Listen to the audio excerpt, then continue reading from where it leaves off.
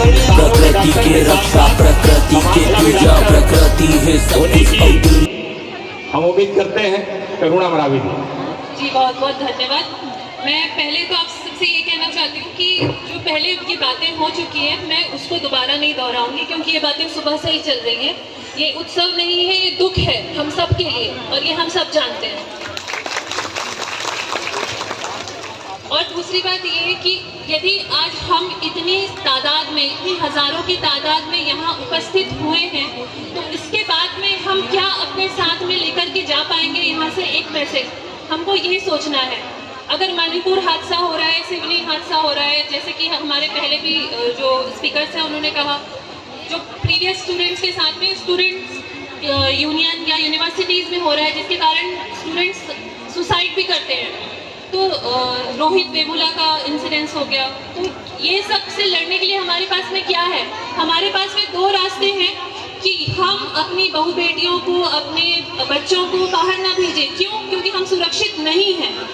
या दूसरा रास्ता है कि हम भेजेंगे, हम करके रहेंगे, क्योंकि हम पीछे खड़े हैं उनके, हमारा समाज पीछे खड़ा है उनके, और हम कैसे लड़ सकते हैं। जब तक के प्राण और जब तक के साथ अन्याय खिलाफ घोड़वाना समाज लड़ेंगे, हम बौद्धिक रूप से लड़ेंगे या हम फिजिकल रूप से रैली निकालेंगे। हमको ये तीनों विषयों पे सोचना पड़ेगा।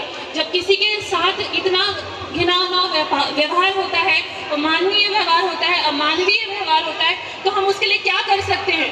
हम रैली निकालेंगे, हम चीखेंगे, हम चिल्लाएंगे, या हम शासन के पास में फिर से और फिर से लेटर्स लिखेंगे कि ये क्यों हुआ, ये कैसे हुआ, आपने क्या किया?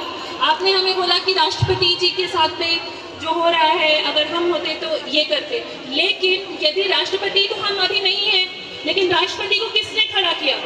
हमने खड़ा किया, हमारे हर एक वोट ने खड़ा किया।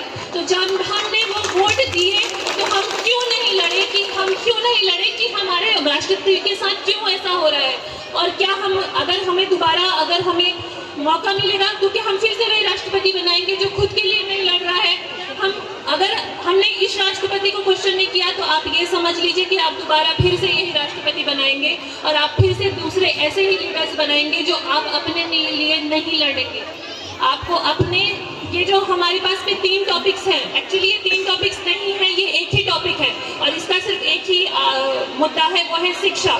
जब आपको पता रहेगा, आपकी बेटियों को पता रहेगा कि आपके साथ कोई दुष्कर्म नहीं कर सकता, तो वो लड़ेगी, वो हर बार लड़ेगी, वो उठेगी।